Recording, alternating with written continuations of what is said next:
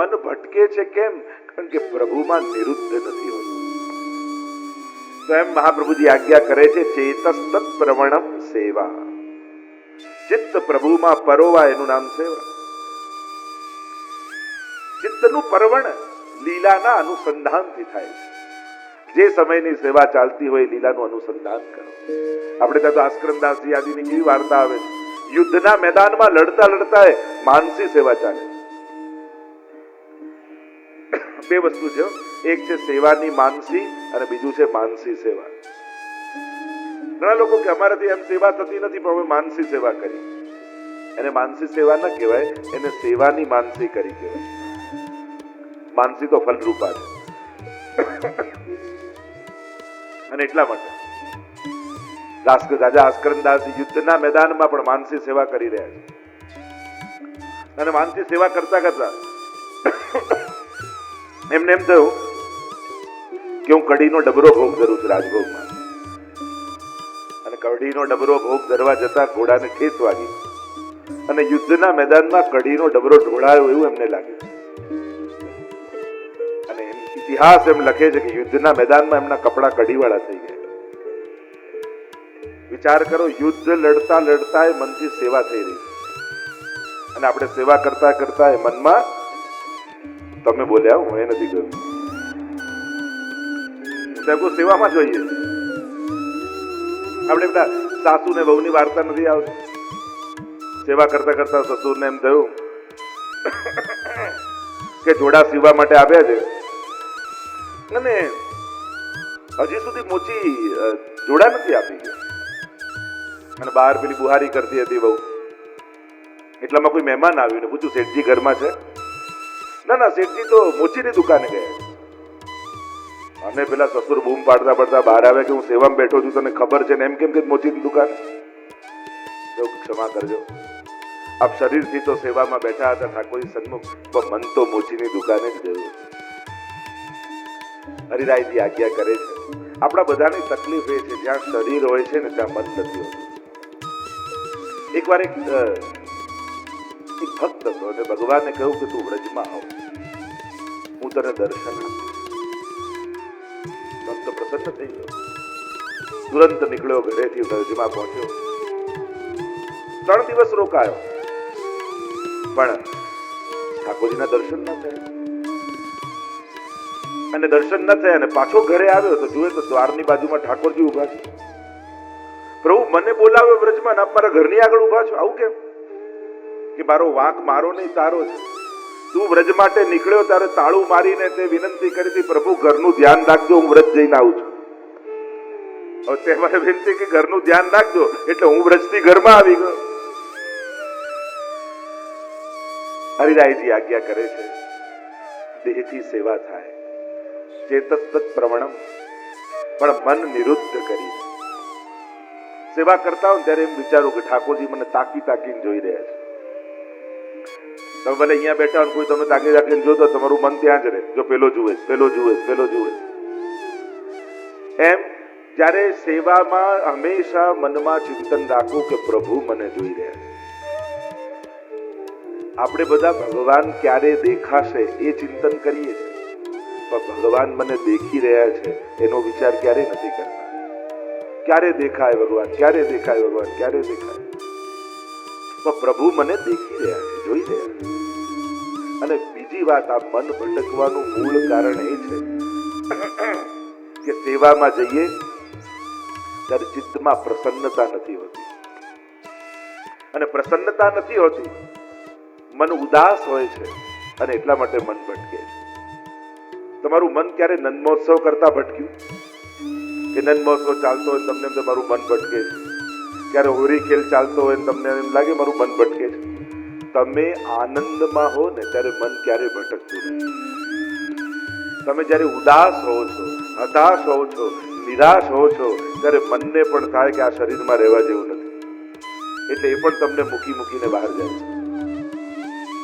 હરિરાયજી આજ્ઞા કરે છે, સેવા આપી કાઈ કી કાર્યા નિરુદ્ધે નૈવ ચેતસા.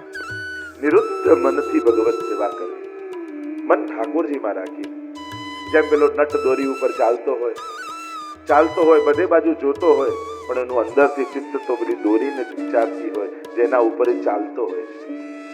એમ સંસારમાં રહીએ, બધા કાર્યો કરીએ, બધા વ્યવહાર કરીએ, પણ અંદરથી ચિત્ત પેલી દોરી ઉપર રાખવું કે જેના માર્ગ ઉપર આપણે ચાલવાનું. નિરોધ ચિત્ત થવું. પ્રપંચ વિસ્મૃતિ પૂર્વક ભગવદા આસક્તિ નિરોધ.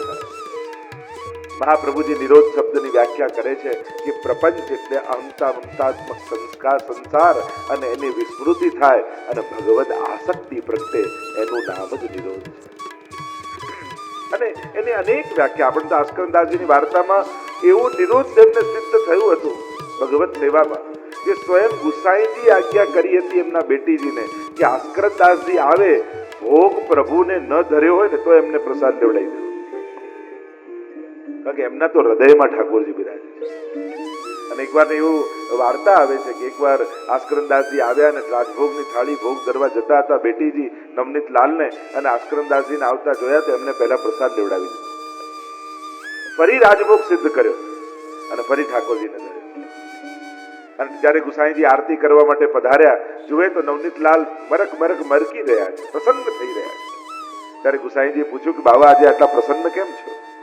અને ત્યારે નવનીતલાલે કહ્યું કે કાકાજી, આજે રાજભોગ હું 2 વાર આરોગ્યો. એક વાર આસ્કરણદાસજીના હૃદયમાં બિરાજીને અને બીજી વાર ફરી રાજભોગ ધર્યો.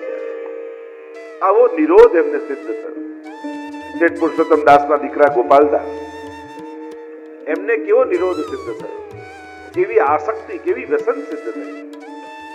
મદન મોહનલાલની સેવા કરતા કરતા એવું ચિત્ત આસક્ત થયું, આખો દિવસ ભગવત સેવામાં રહે. ભગવત સેવામાં કરતા કરતા શયન પડે ને થાકીને સુઈ જાય તો સુવાય ન જાય, નિજ મંદિરનો ઉંબરો હોય ને ત્યાં માથું રાખીને સુઈ જાય.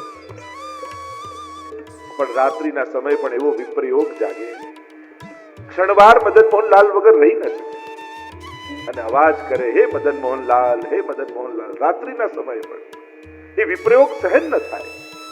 અને અંદર સૈયા મંદિરમાંથી ઠાકોરજી અવાજ કરે કે હા, શું છે ગોપાલદાસ? ત્યારે 2 હાથ જોડીને ગોપાલદાસ કહે કે અરે પ્રભુ, મને તો બોલવાની આદત પડી છે, આપ કેમ જાગો છો? ત્યારે ઠાકોરજી કે તને આદત પડી છે તો જવાબ આપવાની મને આદત પડી ગઈ છે. તું મારા વગર નથી રહી શકતો તો હું તારા વગર નથી રહી શકતો.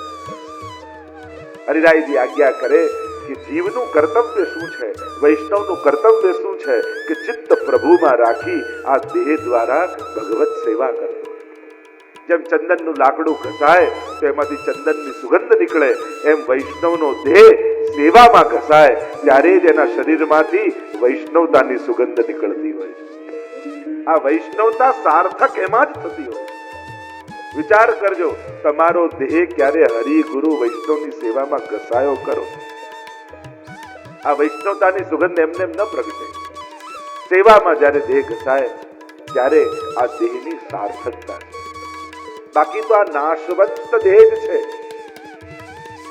પંચ રચિત યહ અધમ શરીર, એમ કહ્યું.